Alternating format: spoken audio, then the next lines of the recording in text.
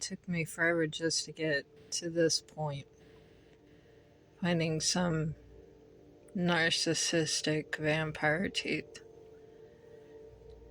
TikTok, why are you being so glitchy when you're reading my thoughts? It's so annoying. Anyways, I was thinking to myself, there's an illusion going on. The illusion is that you have to be a certain way in order to be love and light. And most people know this, but it's ongoing, just on every level. It's ongoing, where they want to break down this perception that you have to be a certain way, or you have to say certain things, you have to control yourself in a certain way. I'm all about authenticity, but I have a job that I can't always be authentic at. I mean, not truth-wise, but more like you gotta follow policy.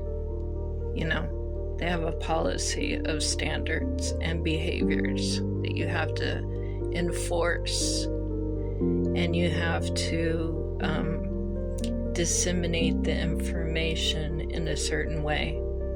Even though you have your supervisors above you and other people kind of just doing whatever they want, but they want to make sure that you're doing the right thing, because you're not really quite the investment that they have in mind at that moment. So they haven't invested in you to the point where you can just kind of get away with whatever. Anyways, I would say life is pretty much like that. That's pretty much life. Like all wrapped up. When you're in the world of the narcissist.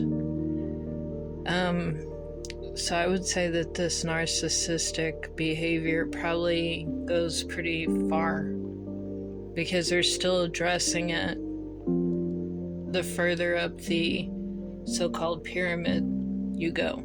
They're still addressing it, but it's like they're tweaking it and evolving it at the same time, so that there is actual splits. So they create the narcissist because the narcissist makes money, but then there's also the mystic or the more spiritual oriented perception that they will evolve to, but ultimately it's to make money. So is there really any separation there?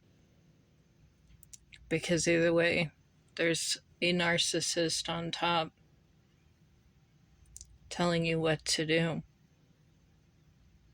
and trying to convince you it's all your idea.